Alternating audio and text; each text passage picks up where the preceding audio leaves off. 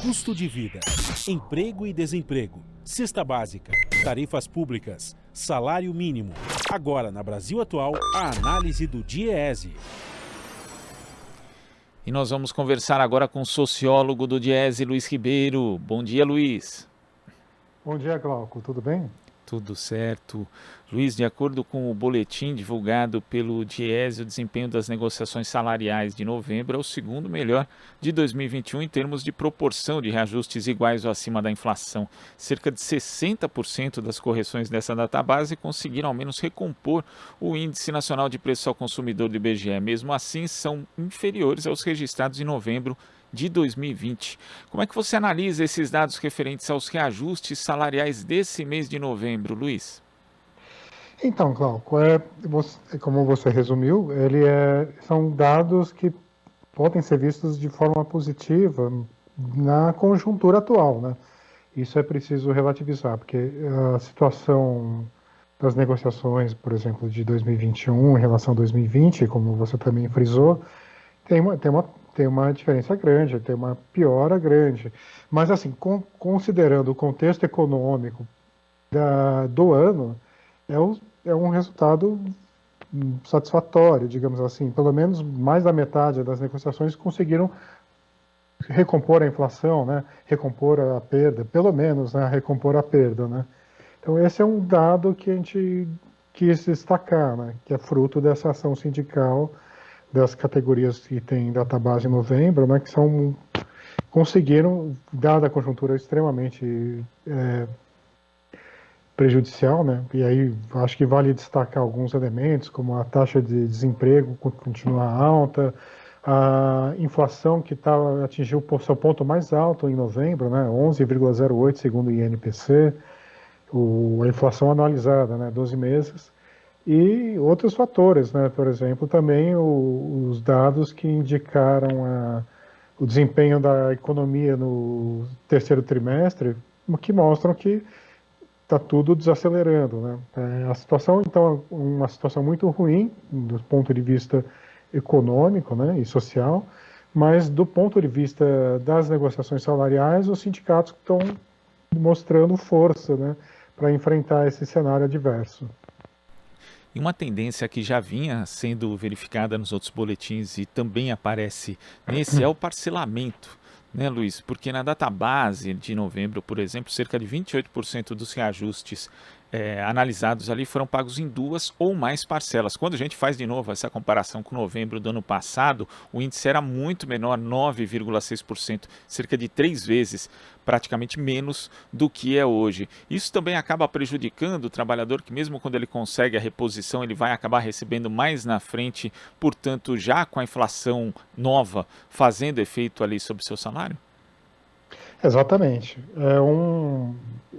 Esse dado ele mostra, a gente já vem captando nos últimos meses, né, que tenha aumentado bastante o percentual de categorias que pagam um reajuste, conseguem um reajuste de forma parcelada, e a gente atribui isso principalmente ao patamar inflacionário, né? A gente já ultrapassou os 2 dígitos há algum mês, né? E o parcelamento é uma forma de conseguir, né, a recomposição, mas tem esse dado negativo, que efetivamente, ao parcelar esse reajuste para 2, 3 meses, 4 meses, às vezes mais, né, acontece de que quando o trabalhador efetivamente recebe o complemento, né, o reajuste cheio, já transcorreu alguns meses e nesse patamar inflacionário já consumiu uma parte do poder aquisitivo. E quando a gente analisa o setor de serviços, Luiz, predominam os reajustes abaixo da inflação, 61% do total, segundo aqui o boletim do DIEESE. E a gente sabe que esse setor, infelizmente, no Brasil começou o quarto trimestre no vermelho. Em outubro teve uma queda de 1,2% no volume frente a setembro, sendo a segunda redução consecutiva de serviço. Como você vê isso, né? Na verdade, a maioria não conseguiu o reajuste mínimo, né? Que pelo menos cobrisse a inflação, mas a atividade nesse setor já começa a desacelerar bastante. Esses são dados que, combinados, são preocupantes na análise da economia? são muito preocupantes, né? Esses dados, é preciso considerar, em primeiro lugar, que o setor de serviços ele é muito, tem uma diversidade muito grande, né? A gente sempre ressalta isso, porque você encontra categorias com alto poder de organização e mobilização, que já tem uma história de mobilização e são atividades dentro do setor de serviços que conseguem fazer frente a uma conjuntura ruim, e tem setores que, dada a sua própria natureza, né, a dispersão dos trabalhadores, um vínculo mais precário, uma alta rotatividade, leva a uma diminuição do poder de barganha, do poder sindical, né? Então isso se reflete muito nos serviços, né? Com esses indicadores econômicos, né, a situação tá complicada mesmo para a categoria de serviços, né? Tem segmentos que o percentual chega a 80% daqueles que não conseguem repor a inflação, né, para 2021, né, considerando o ano todo. Agora, outra coisa que poderia ser considerada é o aumento do salário mínimo agora para janeiro, né? Eu não tenho dados aqui de quanto vai ficar, mas assim, a gente sabe que influencia bastante as negociações do setor de serviços, que tem database em janeiro. Então, é um fator que talvez influencie agora, né, para o próximo mês, vai ser a correção do salário mínimo, que tem influência direta nas negociações para essa database de janeiro, e das quais grande parte é do setor de serviços. Agora, o Brasil já teve, né, até pouco tempo, uma política de valorização do salário mínimo que garantia, além da reposição, um ganho real para o trabalhador que ganhava o piso nacional. E hoje a gente não tem mais. É importante retomar isso, até porque existe a possibilidade não só, né, do trabalhador formal ter ganho com isso, mas também mesmo no mercado informal, por conta do efeito multiplicador que o salário mínimo tem na economia, Luiz. Exatamente, Glauco. O salário mínimo é um instrumento assim, essencial para a política de redistribuição de renda, né?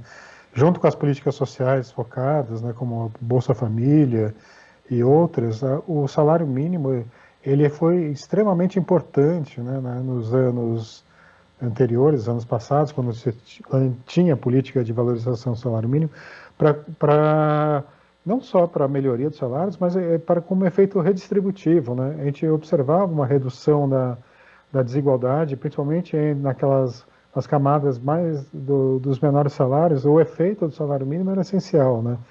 E isso contribuía bastante, inclusive, para essas categorias que, pela sua natureza, pela sua própria forma de atividade, né, são categorias às vezes com vínculos mais precários de emprego.